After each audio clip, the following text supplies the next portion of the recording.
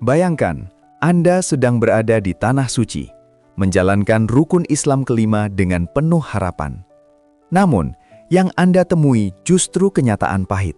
Anda terpisah dari pasangan karena hotel yang berbeda, atau kloter daerah Anda pecah berkeping-keping tanpa koordinasi yang jelas.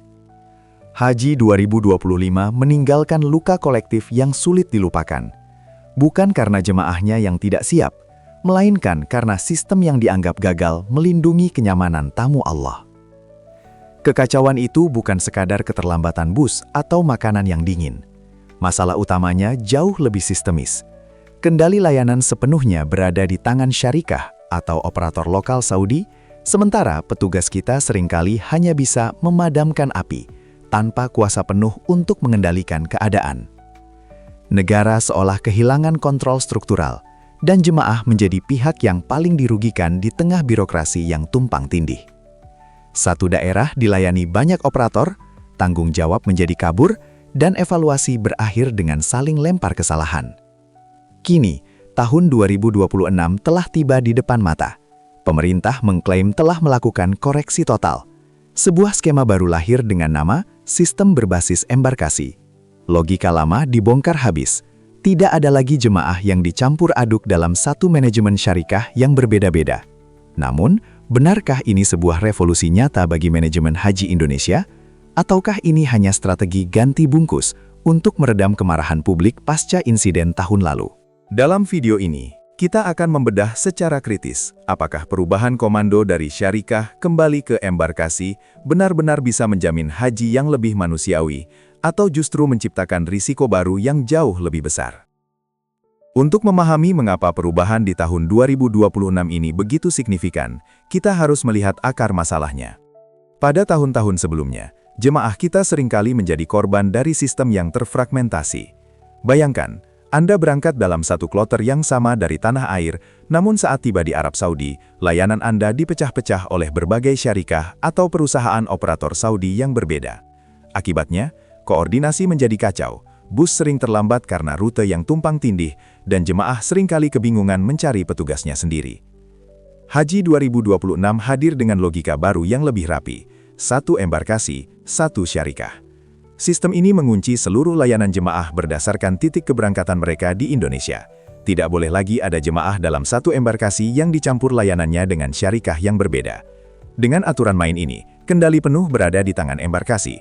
Jika jemaah berangkat dari embarkasi yang sama, mereka akan berada di bawah sistem hotel yang satu zona, transportasi yang terpadu, dan manajemen catering yang seragam. Berdasarkan paparan dari Kementerian Agama, hanya ada 2 syarikah besar yang dipercaya untuk mengelola jemaah reguler kita. Mari kita rincikan pembagiannya agar Anda tidak bingung. Pertama, adalah Syarikah Al-Bait Guests. Mereka bertanggung jawab penuh atas jamaah yang berasal dari embarkasi Batam, Padang, Jakarta Pondok Gede, Yogyakarta, Surabaya, Banjarmasin, Balikpapan, dan Lombok. Kedua, adalah Syarikah Rakin Masyarik. Perusahaan ini akan memegang kendali penuh untuk jamaah dari embarkasi Aceh, Medan, Palembang, Jakarta, Banten dan Bekasi, Kertajati, Solo, hingga Makassar. Sebagai contoh nyata, meskipun Jakarta memiliki beberapa embarkasi, pembagiannya kini dibuat sangat tegas. Pondok Gede di satu pihak, sementara Banten dan Bekasi di pihak lain. Meski wilayahnya berdekatan, pembagian ini memastikan tidak ada kloter yang terbelah di tengah jalan. Ini adalah upaya pemerintah untuk menciptakan standarisasi layanan, sehingga petugas di lapangan memiliki komando yang jelas dan tidak lagi saling lempar tanggung jawab saat menghadapi kendala teknis. Meskipun skema berbasis embarkasi pada Haji 2026 terlihat sebagai jawaban atas sengkarut tahun-tahun sebelumnya, kita tidak boleh menutup mata terhadap resiko sistemik yang mengintai.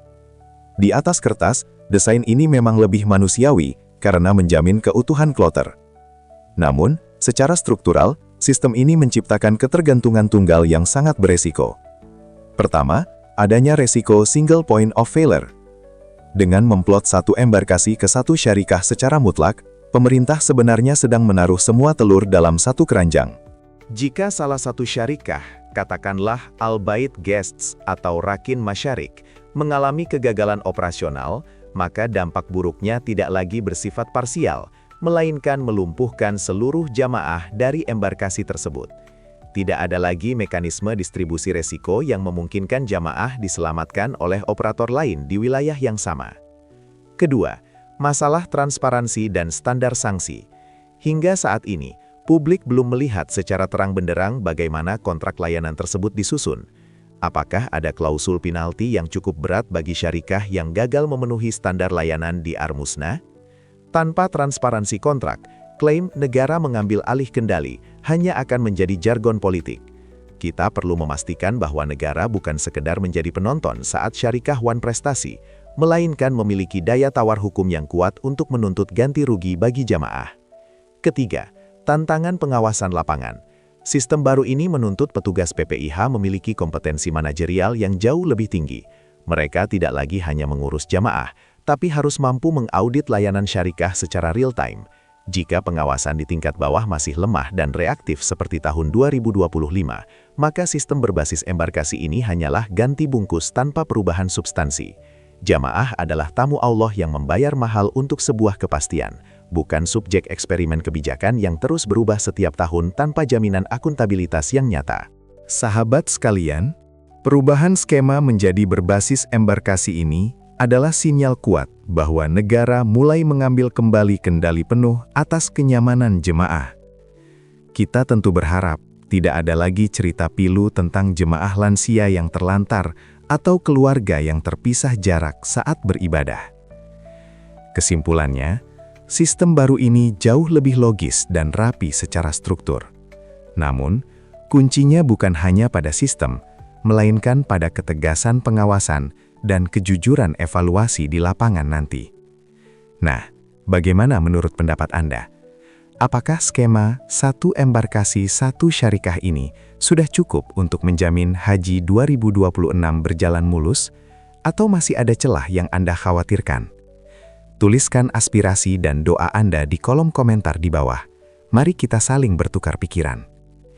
Jika Anda merasa informasi ini bermanfaat bagi calon jemaah haji lainnya, jangan lupa klik tombol like, share, dan pastikan Anda sudah subscribe, serta nyalakan lonceng notifikasi agar tidak ketinggalan update penting seputar tata kelola haji Indonesia.